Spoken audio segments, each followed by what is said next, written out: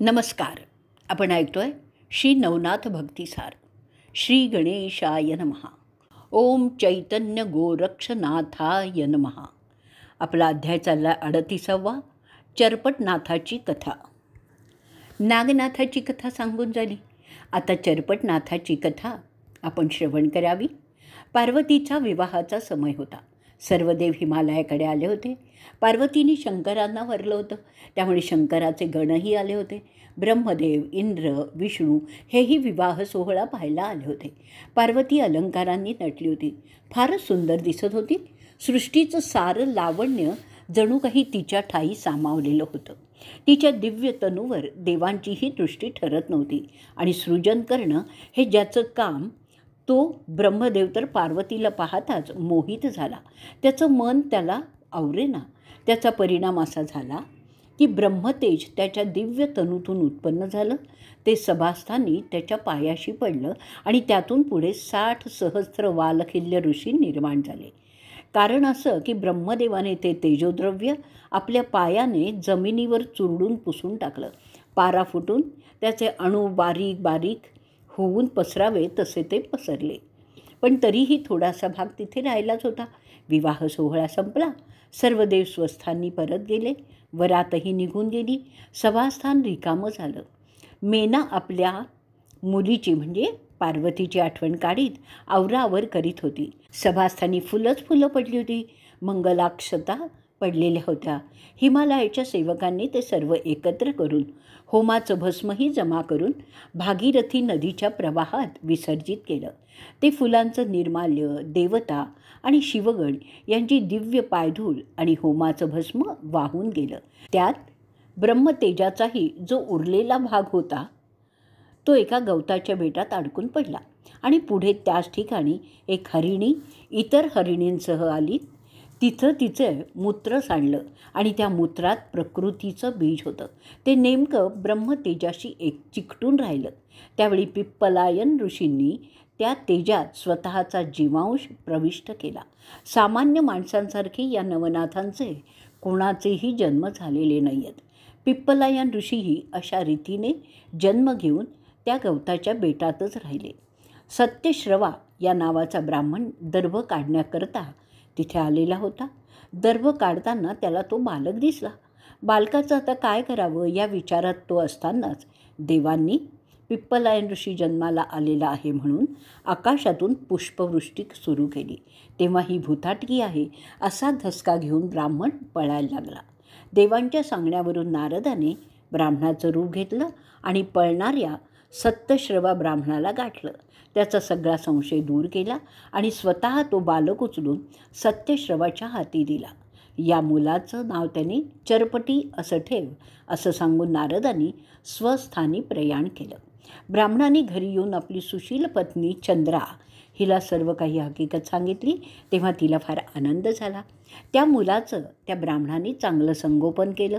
7व्या वर्षी त्याची मुंजही केली. तो आता 12 वर्षाचा झाला. नारदाला त्याचं स्मरण झालं.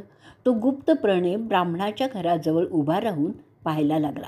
12 वर्षाचा तो तेजस्वी चरपटी पाहून बंधुत्वाच्या नात्याने नारदाच्या मनात प्रेमाची उर्मी उत्पन्न झाली. कारण नारद जसा ब्रह्मदेवाचा पुत्र तसाच चरपटी देखील. मग नारद बद्रिकाश्रमात गेला. तिथे मच्छिंद्र, दत्तात्रेय आणि शंकर यांच्या समवेत नारद मुनी प्रेमाने वार्तालाप करीत बसला. ते असे बसले असताना नारदाने चरपटीची सगळी कथा त्यांना सांगितली. तेव्हा आनंदित होऊन शंकर दत्तात्रेयांना म्हणाला, अत्रिसुता, नवनारायणांना तू पूर्ण सिद्ध करण्याचं मनावर घेतलेलं आहेस ना? मच्छिंद्रानंतर गोरक्ष, जालंधर, भर्तरी, कानिव, चौरंगी, अडबंग, रेवण, नागनाथ एवढंच काय, त्यांचे काही शिष्यही तू धन्य केले आहेस. आता चरपटीला सर्व विद्या शिकवणार आहेस ना? त्यावर दत्तात्रेय म्हणाले, महादेवा, आपण म्हणता ते खरं आहे, पण अनुताप झाल्याशिवाय योगविद्या आणि निवृत्ती यांचा अधिकार कोणालाही प्राप्त होत नाही हे तर आपण जाणतातच. म्हणून त्याला दीक्षा द्यायला अजून वेळ आहे. नारद लगेच म्हणाला, अवधूता, चरपटीच्या मनात पश्चात्ताप उत्पन्न होईल, त्याचं मन विरक्त होईल अशी युक्ती मी करतो. त्याच्याकडे शंकर आणि दत्त पाहतच राहिले. नारद निघून उठला आणि भूलोकात जातो असं म्हणाला आणि पृथ्वीवर आला. नारदाचं आगमन आणि युक्ती. नारदाने चरपटीच्याच वयाच्या एका विप्र मुलासारखं रूप घेऊन सत्यश्रवाचं दार ठोठावलं. दार उघडून सत्यश्रवा पाहतो तो त्याला एक 12-13 वर्षाचा ब्राह्मणाचा मुलगा बाहेर उभा आहे असं दिसलं. काय रे, काय पाहिजे असं त्यांनी विचारलं. मी कुलंब नावाचा गरीब ब्राह्मण मुलगा आहे. मला विद्यार्थी म्हणून आपण शिकवाल का? तू शिकणार? हो, मला संध्या येते, पण भिक्षुक जी विधिविधानं करतात ती काही येत नाही. मी घरातली कामं करीन आणि मग शिकीन. बरं, तर आमच्या चरपटीबरोबर शिकायला बसत जा. मग रोज कुलंब आणि चरपटी एकत्र अभ्यास करायला लागले. नारद म्हणजेच कुलंब वाट पाहत होता. काहीतरी करून चरपटी आणि सत्यश्रवा यांचं भांडण झालं पाहिजे. काही दिवसांनी त्या गावातल्या एका यजमानाने ओटी भरण्याच्या कार्यासाठी सत्यश्रवाला बोलवलं. तेव्हा तो पूजा करत होता, म्हणून त्यांनी चरपटीला आणि कुलंबाला पाठवलं. चरपटींनी सर्व धर्मकार्य पूर्ण केलं. जेव्हा यजमान दक्षिणा द्यायला म्हणून द्रव्य आणण्यासाठी आत गेला, तेव्हा हळूच कुलंब चरपटीला म्हणाला, चरपटी, तू दक्षिणा घेऊ नको. किती घ्यायची ते कुठे आपल्याला ठाऊक आहे. जी देईल ती घेऊ. यजमानांनी कमी दिलं तर तुझे वडील रागवतील. हो, तेही खरंच आहे, पण आपण असं सांगू की आम्ही फक्त कार्यासाठी आलेलो आहोत, म्हणजे कार्य करण्यासाठी आम्ही आलेलो आहे. दक्षिणा काय द्यायची आहे ती तुम्ही सत्यश्रवाजवळ द्या. पण कमी दक्षिणा दिली तर काय झालं? अरे, वडिलांचा राग का उगीचच ओढवून घेतोयस? असं त्यांचं बोलणं चाललेलं असताना यजमान आला आणि त्यांनी दक्षिणा म्हणून अगदी थोडे पैसे दिले. ते पाहताच कुलंबाने आधीच मनात उलटसुलट विचार भरवून दिलेला असा हा चरपटी संतापला. हे काय? अहो भटजी, ही दक्षिणा गोड मानून घ्यावी. एवढीशी दक्षिणा? कार्य केवढं आणि दक्षिणा किती? काही विचार तरी करावा. अहो, ते सगळं खरं आहे, पण यजमान दरिद्री असला तर तुम्ही सांभाळून घेतलंच पाहिजे. अंगात बळ नसेल तर असले सोपस्कार करायला जाऊच नाही ना मग. अशा तऱ्हेने शब्दानी शब्द वाढत गेला. तेवढ्यात कुलंब तिथून एकटाच निघाला. घरी येऊन एकदम म्हणाला, घोटाळा झाला, घोटाळा झाला. असंतुष्टाः द्विजाः नष्टाः असं म्हणतात तसंच चरपटींनी केलं. त्याचं भाषण ऐकता सत्यश्रवा म्हणायला लागला, अरे काय झालं, काय भांडण केलं की काय? दक्षिणा कमी दिली म्हणून भांडतोय पहा चरपटी. अरे अरे अरे, तरी मी त्याला सांगितलं की बाबा दक्षिणा घेऊन जातील, आपण आपलं काम करून जाऊ. सत्यश्रवा लगेच संतापला. चल चल, मी येतो तुझ्याबरोबर. पूजा झाली नाही माझी, पाहूया आपण. असं म्हणून सत्यश्रवा उपरणं खांद्यावर टाकून जोडे पायात चढून झपाट्याने त्या यजमानांकडे गेला. कुलंब तुरू तुरू पळतच त्याच्याबरोबर गेला. तिथे भांडण अगदी रंगात आलं होतं. सत्यश्रवा पटकन पुढे झाला. त्याने चरपटीला खसकन मागे ओढलं आणि त्याच्या कानफटात एक जोराने लगावली. चरपटीच्या डोळ्यांच्या पुढे काजवेच चमकले. कुलंब दुरून पाहत होता, मनातही खुश झालेला होता. चरपटीचं मन विटलं पाहिजे. नारदाची युक्ती, कलंबरूपी नारदाची युक्ती अर्धी सफळ झालेली होती. तो यजमान जो थक्कच झाला होता. चरपटीच्या गालावर 5ही बोटं उठली होती. डोळ्यातून अश्रुधारा वाहू लागल्या होत्या. रडवेला होऊन त्याने बापाकडे एकदा रागाने पाहिलं. सत्यश्रवाने त्याची बकोटी धरूनच ठेवलेली होती.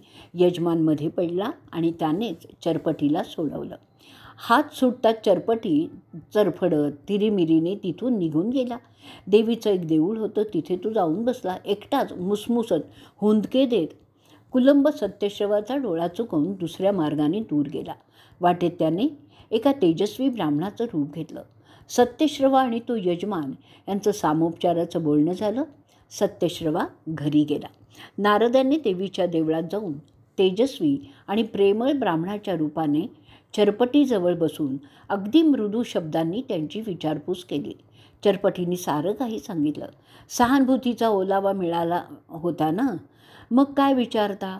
नारदांनी ती संधी साधून सत्यश्रवाच्या कठोरपणाची निंदा केली.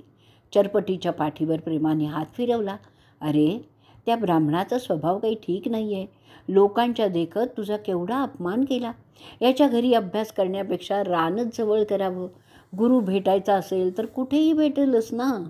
चरपटीचं डोकं विचारांनी भणभणलं. त्यांनी त्या पोक्त ब्राह्मणाकडे पाहिलं. त्याची मुद्रा सात्विक होती आणि त्याला ती पाहून धीर आला. काही एक विचार मनाशी पक्का करून तो म्हणाला, महाराज, मी तर त्या सत्यश्रवाच्या घरात पाय देखील टाकणार नाही. तुम्ही माझं एक काम कराल का? कुलंब म्हणून माझा तिथे एक मित्र आहे, त्याला गुपचूप इथे घेऊन या. नारद तिथून दूर गेला. जरा वेळ गेल्यावर कुलंबाचा वेश घेऊन परत देवीच्या देवळात गेला. चरपटी, एक ब्राह्मण आला होता, तू बोलवलंस देवीच्या देवळात म्हणून सांगून तो पुढे निघून गेला. मी लगेच आलो. तुला फार जोरात मारलं का रे? कुलंब मायेने म्हणाला. ते राहू दे रे, मी घर सोडून चाललोय. तुला यायचं आहे का माझ्याबरोबर? अरे, इतकं निर्वाणीने का? मी तुझ्यासाठी काही करीन की नाही सांग बरं मला. मित्रा, आपण सर्वत्र हिंडू, विद्या शिकू. तुझी आणि माझी दोस्ती अशी आहे म्हणूनच विश्वास आहे माझा. माझाही. चरपटी, तू सिद्ध होण्याच्या योग्यतेचाच आहे. तुला पाहिलं ना की इतका आनंद होतो ना म्हणून सांगू. मग केव्हा चालायचं? आत्ताच आहो तसेच. बरं चल, मी पण एका पायावर तयार आहे. चरपट आणि कुलंब यांनी भगवती देवीला साष्टांग दंडवत घातलं आणि हातात हात घालून ते गाव सोडून निघाले. क्षेत्रामागून क्षेत्र पाहता पाहता चरपटीच्या अंगी सात्विक भाव जागृत होत होते. कुलंबरूपी सर्वश्रेष्ठ हरिभक्तांच्या सहवासामुळे चरपटीच्या जीवनात प्रचंड परिवर्तन झालं होतं. गावोगाव फिरत चरपटी आणि कुलंब काशी क्षेत्रात पोचले. केदारनाथ, जय शंकरा, चंद्रशेखरा, जय पार्वतीपते भक्तांचा घोष चाललेला होता. चरपटी आणि कुलंब केदारेश्वराच्या मूर्तीचं ध्यान करीत बसले होते. ध्यान करता करता कुलंबाने हळूच त्याला हलवलं. चरपटी, समोर पहा. चरपटींनी नेत्र उघडलं. एक तेजस्वी ऋषी पुढे उभे होते. दोघा मुलांच्याकडे कौतुकाने पाहत होते. चरपटींनी सहजच हात जोडले. नारदाने कुलंबाचं रूप टाकलं. नारद, अरे कुलंब कुठे आहे? चरपटीने चकित होऊन विचारलं. बाळा, मीच तो कुलंब, नारद म्हणाला. हे कोण? चरपटीने विचारलं. हे तर मच्छिंद्रनाथ. तोच तिथे अवधूतही प्रकट झाले. नारद म्हणाला. बाळ, हे दत्तगुरू आहेत, त्यांना प्रणाम कर. चरपटी भांबावला. आनंदाने त्याचं मन नाचायला लागलं. त्यांनी दत्तांना आणि मच्छिंद्रांना नमस्कार घातला. दत्तांना नारद म्हणाला. मी चरपटीला आपल्या पायांपाशी आणलेला आहे, अनुतापाने पोळलेला. आता याला सांभाळा. नवनाथांची संख्या चरपटींनी पुरी होत आहे. चरपटी अत्यंत विनयाने म्हणाला. महाराज, मला ब्रह्मज्ञानी करा. कृपा करा माझ्यावर आणि मला सनात करा. नारद, अवधूत आणि मच्छिंद्र एकमेकांच्या पांगडे पाहू लागले. सस्मित वदनाने नारद म्हणाला. चरपटी, गुरुशिवाय ते तुला शक्य नाही. तुम्ही खऱ्या रूपात दर्शन द्या. गुरुकृपेशिवाय तुला ते सहन होणार नाही. तुम्हापेक्षा श्रेष्ठ गुरु कोणीही नाही. दत्तात्रेयांना कळवळा आला. त्यांनी त्याच्या मस्तकी वरदहस्त ठेवला. चरपटीला तत्काळ ब्रह्मसाक्षात्कार झाला आणि अवधूत, नारद आणि मच्छिंद्र तेजोराशीसारखे त्याला दिसायला लागले. त्यांच्या मागे कैलासनाथही प्रकट झाले. चरपटी धन्य झाला. शंकरांचं दर्शन. आहा! नंतर शंकरांनी त्याला प्रेमाने जवळ घेतलं. दत्तांनी सांगितलं, याला सर्व विद्या द्या. मग दत्तांनी चरपटीला 14 विद्या, 64 कला, वेद, शास्त्र, पुराण, योग, कर्म आदी सर्व विद्या आणि सिद्धी शिकवल्या आणि नागाश्वत्थ वृक्षावरील देवतांनी प्रसन्न होऊन त्याला वरदानं दिली. नंतर चरपटीजी नाथ शंकरांच्या आणि दत्तांच्या आज्ञेने तीर्थाटन करू लागला. त्यांनी फार मोठ्या प्रमाणावर शिष्य संप्रदाय वाढवला. तीर्थाटनात त्यांनी काय केलं ते आपण पुढच्या अध्यायात पाहणार आहोत. या अध्यायाची फलश्रुती अशी आहे की या अध्यायाच्या पठणाने हिवताप, मधुरा, नवज्वर बरे होते. इति श्री नवनाथ कथासार अध्याय 38 संपूर्ण. श्री गुरुदेव दत्त. अवधूत चिंतन श्री गुरुदेव दत्त.